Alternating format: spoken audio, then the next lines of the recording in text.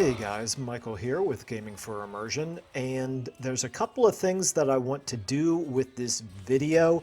This actually started out yesterday as simply a first reactions to the changes in the Kislev mechanics, and I still want to include that, but I want to expand this video to also be just how great this Boris URSUS campaign is all of a sudden. I don't remember it being this good, and I thought this would be worth talking about a little bit because I suspect that there are a number of people out there who never played the Boris URSUS campaign because they just only recently unlocked it for everybody, considering that before you had to actually unlock it by getting through a Kislev Realms of Chaos campaign, which, let's face it, people, for the most part, people only played that in the very early days of Warhammer 3, and probably not everybody who even played back then ever bothered to do it. So anyway, yeah, I want to talk a little bit about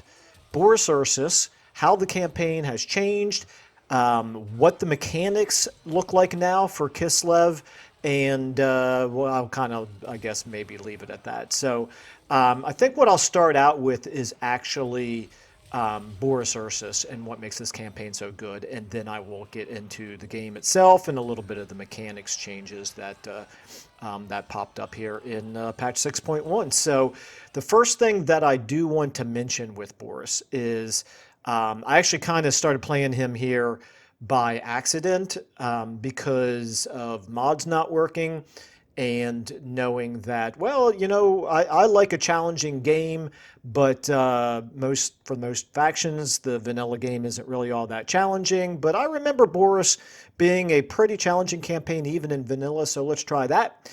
And sure enough, he still is very challenging. In fact, he's gotten even more so than how I remember him, which I love.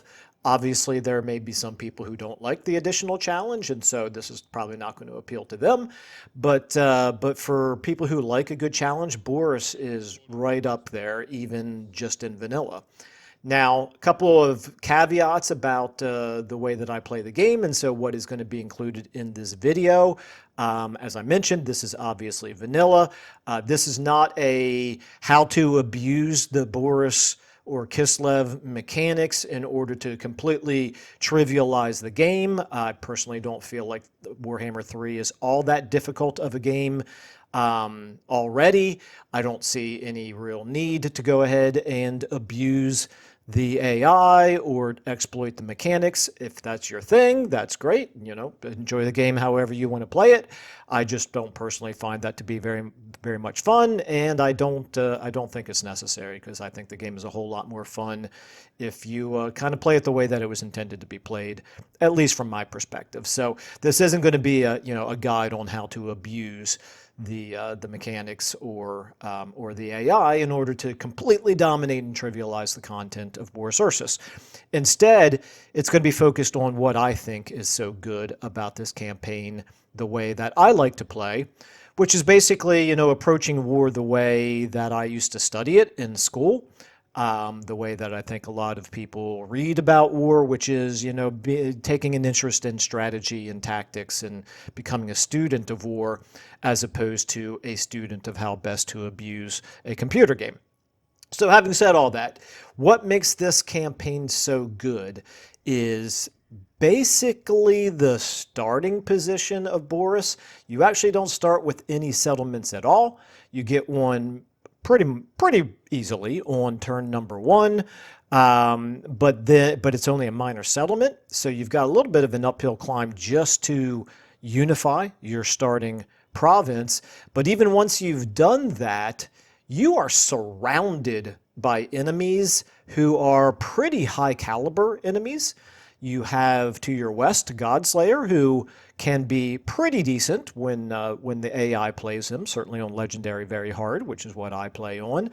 To the east of you, you've got Archaon the Everchosen, and to the southeast of you, you've got Arbal. So this is what makes the campaign even more difficult than I remember it being before. This is the first time I've played Boris since Arbal was introduced to the game, and yeah, he's a quite a significant, worthy adversary. So you've got these three legendary lord enemies who all hate you at the very beginning of the game. So barely would you have time to sort of unify your starting province, then you're probably going to have to deal with at least one of the three of them, if not all three at the same time. So real challenge in the early going. You also have an absolute dearth of friends. Yeah, you can be nice with Malachi, and you're probably going to want to be, but he's on the other side of the bay here, so he's not going to be a whole lot of help against any of the three enemies that I just mentioned. And aside from being a trading partner, he's really not going to provide a whole lot of value for you, at least in terms of taking the heat off of you, most likely. And then, of course, you can also ally with Kislev, the other Kislev factions, in particular Tsarina Katerine, Kistalton, if you meet the two of them early enough in the campaign. But again, they're on the other side of the bay, the other side of the water here, so there's a limit to the amount of assistance that they can give you. So you're pretty much going to be on your own for the most part here in the early game. Still very doable, and the nice thing about Boris is that he does have the tools available at his disposal to take on all these enemies. But yeah, be prepared for an extremely hectic, lots and lots of fighting in the early game, that type of a campaign, which, I think will appeal to a lot of people. It appeals to me when I'm in certain moods. Anyway, so that's really where the strength of this campaign comes from, is that it's very challenging, it's very hectic, there's a lot to juggle in early going, but like I said, Boris URSUS also does have the tools available to him to be able to handle all of these difficulties if you play his cards right. And we'll talk about some of the specifics of that as I move into the next section of this video, which is going to be the mechanics of it, of this campaign, and also touching on how the changes to Kislev in general work. Okay, so let's get into some of the mechanics of this campaign and other Kislev campaigns and talk about what is different about them compared to how it used to be. And the first two ones that I want to talk about are the devotion system and the supporter system. So if you're used to playing either Tsarina Katerine or Kistalton, you will know, of course, about the old race for supporters. Well, I'm happy to say that that race is now gone. I won't say it was a bad mechanic, but I never particularly liked it because it made me feel like I needed to play suboptimally in terms of my economy in order to focus on the supporters, because the different types of buffs that you would get coming from that supporter system were dependent upon you winning the race. And so if you focused on your economic buildings, which, let's face it, when you're playing legendary very hard difficulty, pretty much every faction that you play is going to want to focus on the economy in the early going, because you just desperately need to field as strong of an army or two as you possibly can in order to survive, if not outright expand in the early going. But anyway, so I always felt like, okay, I've got to tank my own economy by not focusing on economic buildings in order to focus on building the correct buildings to boost your supporters. And so, like I said, it's a race. If you didn't win the race, you would lose out on the buffs. You could get so close to winning the race and then at the last turn not end up winning it, and so you lost out on those buffs anyway, even though you're tanked your economy in the process. Anyway, I don't want to criticize it. I won't say that it was a terrible system. It just was not really all that appealing for me. Well, I'm happy to say that's gone now, and now instead what you have are this new supporter system. You've got supporters for both the Ice Court and the Orthodoxy. And so you just accumulate those kind of by playing the game. Yes, there are buildings that you can build along the way. There are character traits that you can get along the way that will increase the number of supporters, I guess it's not necessarily using the word supporters here, it's using support. So the amount of support for each of those that you get. You can do things to increase those, but you'll also just increase them just through playing the game. In fact, in particular, you get them from fighting chaos, which as Boris URSUS, you will fight over and over and over again in the early going. So it's a really great faction to play just to get a whole lot of accumulated support for both Ice Court and for Orthodoxy. So what ends up happening is as you accumulate more and more support, you garner these points here, and then you turn around and you spend these points on different types of permanent buffs, which is really, really nice. So yeah, you can pick and choose, obviously, which ones you want to use. I'll leave it up to you to discover them, because that's part of the fun of playing, is to discover these for yourself. And of course, everybody's got a different play style that suits them, that they prefer to use. And there's a lot of different options here, so enough to suit every kind of play style. So I really like that. You get to access to some really good buffs without having to win a race and tank your economy in order to do it. So I like this new system here with supporters. Now, let's talk about devotion. So public order has now been replaced with devotion. It's very, very similar to how public order worked. It's just unique to Kislev, and I really like how they've done that. I kind of wish that other factions would maybe play into this mechanic as well, where they've kind of got their own flavor of public order.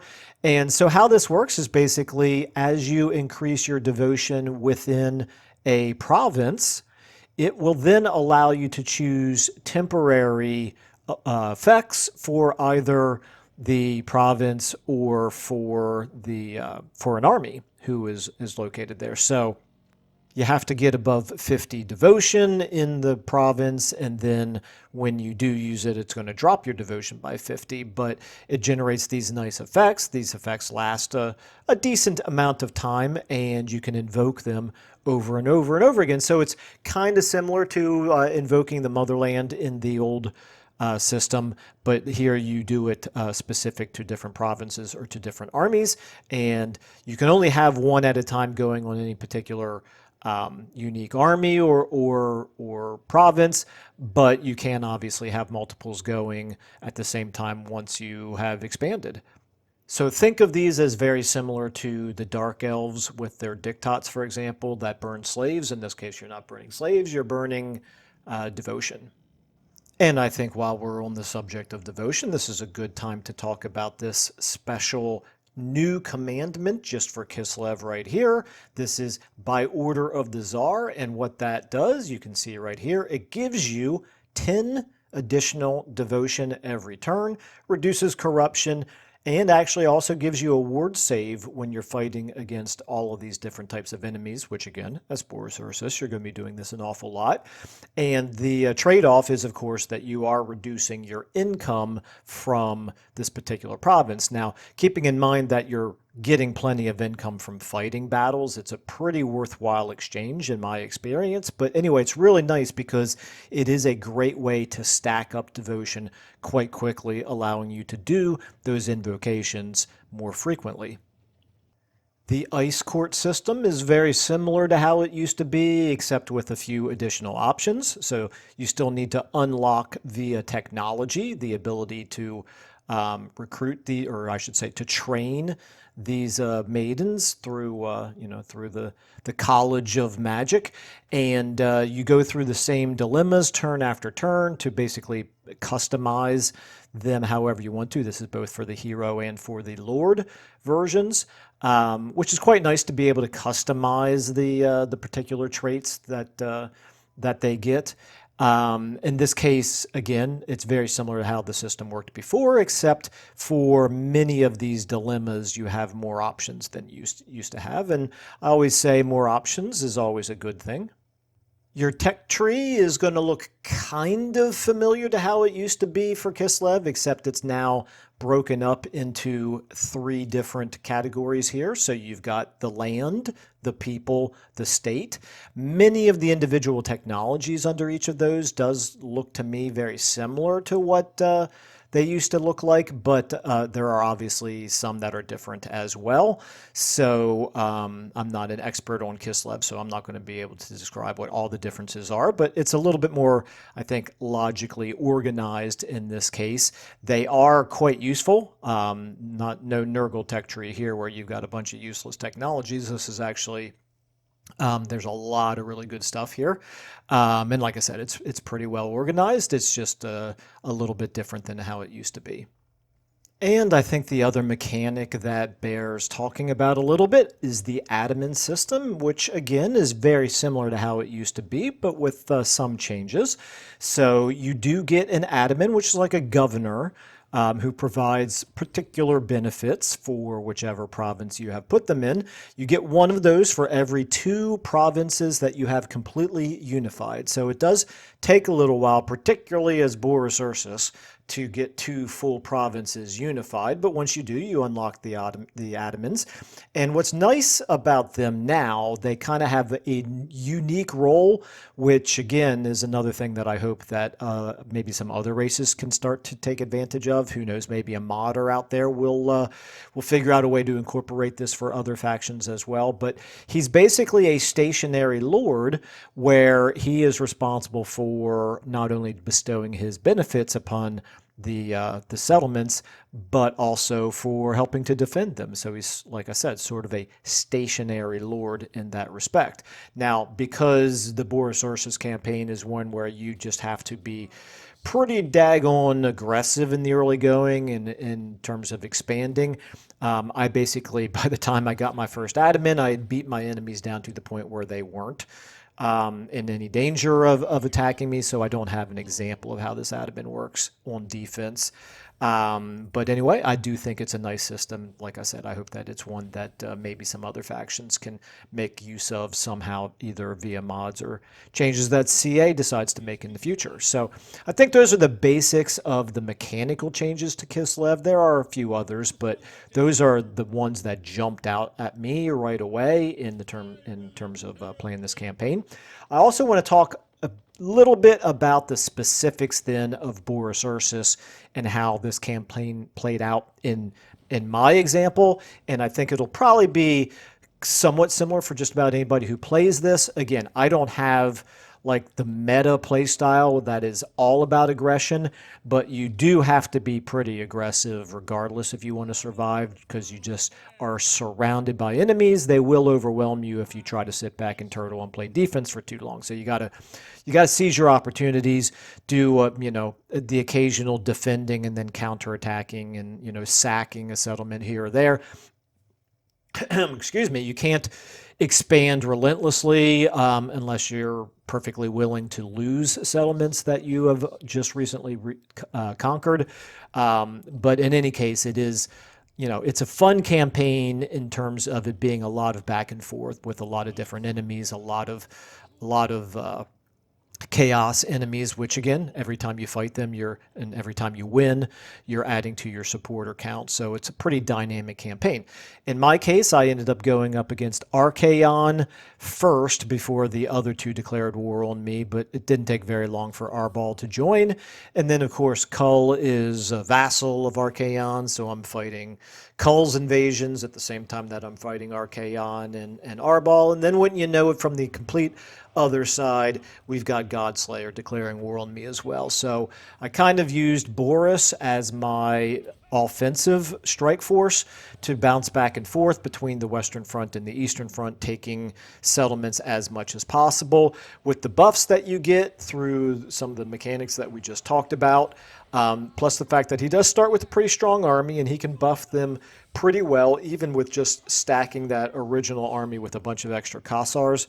I was able to take on pretty much any enemy that any of these other opposing lords threw at me in the early game. So, like I said, he does have the tools available to fight off against all of these relentless waves of attacks, and slowly over time you push them back. So I finally focused on taking out Archaon first. I did end up having to allow Godslayer to progress a little bit, take some of my settlements. It was a bitter pill to swallow, but it was worth losing my first capital of my first province, temporarily, just in order to finish Archaon, and then rush back westward again to deal with Godslayer. And at this point, I've got Godslayer down to a single settlement. He sued for peace, gave me about, I think, 6,000 gold to have peace with me. And since I was still at war with the remnants of Arbol, I decided to turn around and focus on Arbol. And then after 10 turns or so, I will go back and finish off Godslayer. But yeah, anyway, so it's a really rough and tumble campaign, very dynamic, a lot of challenge in the early going if you play the game the way that I play it, which is basically not abusing the AI and exploiting the mechanics. Once more, not that there's anything wrong with that. Have at it if you want to. I do know that these new Kislev mechanics, and particularly with BORIS URSUS, does give you that opportunity if you want to. I just don't really feel the need to do that. I think the game is more fun without doing that, but I'm repeating myself now. So anyway, I'll go ahead and leave it at that. Like I said, I just think that for anybody who hasn't played this campaign before, this is a great time to try it for the first time. If you have played it before, I think it's still worth playing again because of some of the recent Kislev changes that just got implemented. And so I enjoyed this one so much in vanilla. I'm actually really looking forward to, hopefully sometime in the near future, I'll play this one again using the mods that I normally like to use, which do turn it into much more of an epic, grand strategy, long campaign, that fits the brutal world of Warhammer. So anyway, that may come up on this channel at some point in the future. Who knows? But anyway, I will go ahead and leave it there for now. Thank you all so much for watching and listening, and please leave any thoughts that you have, questions, comments, whatever, in the comments down below, and I will see you all in the next video.